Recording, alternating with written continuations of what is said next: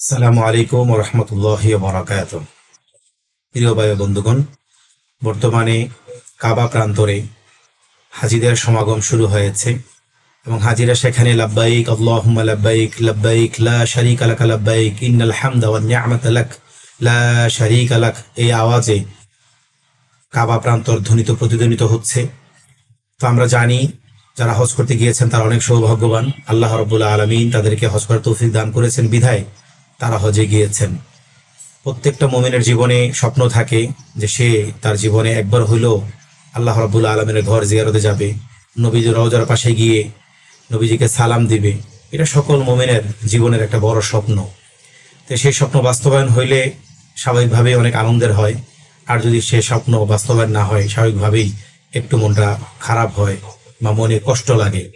তো আমি আজকে আলোচনা করব এটাই, যা আসলে যারা আমরা এখনো হজে যেতে পারিনি তাদের মন ব্যথিত হওয়ার কিছু নেই, তাদের কষ্ট পাওয়ার কিছু নেই।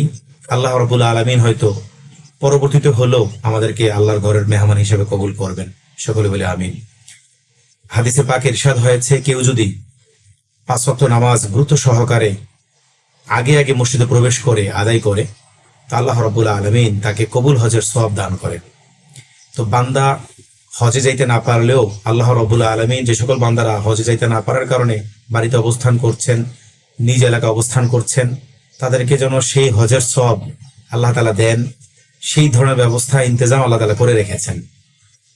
হাদিস শরীফে এটাও উল্লেখ আছে, আবু দাউদ শরীফের হাদিসে আসছে, নবী করিম সাল্লাল্লাহু আলাইহি ওয়াসাল্লাম বলেছেন, কেউ যদি নামাজের পরে 33 বার সুবহানাল্লাহ, 33 বার আলহামদুলিল্লাহ এবং 33 বার আল্লাহু আকবার বলে, তো আল্লাহ রাব্বুল আলামিন তার জন্য কবুল হজের সওয়াব এবং উমরার সওয়াব আল্লাহ তাআলা দান করেন।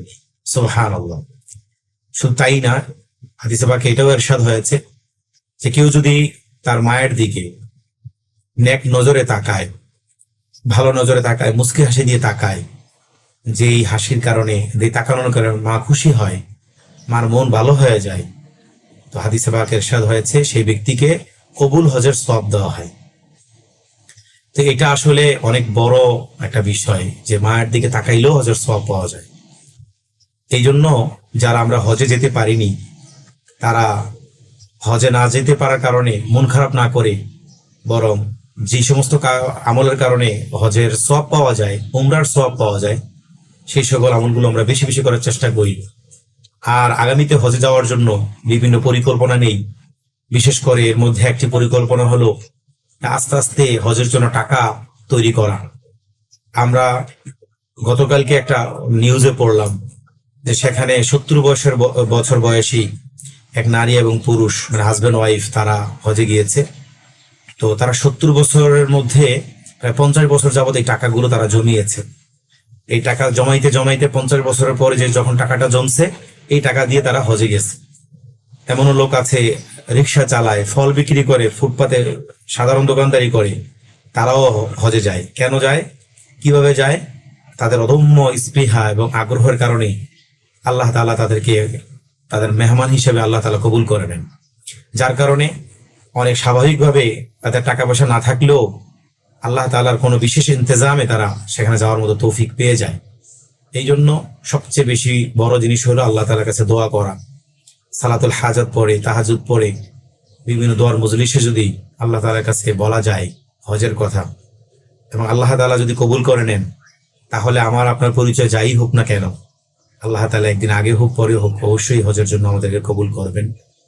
এই জন্য হজে যাইতে না পারার কারণে মন খারাপ না করে পরবর্তীতে যাওয়ার জন্য প্রস্তুতি গ্রহণ করা, আল্লাহর কাছে দোয়া করা।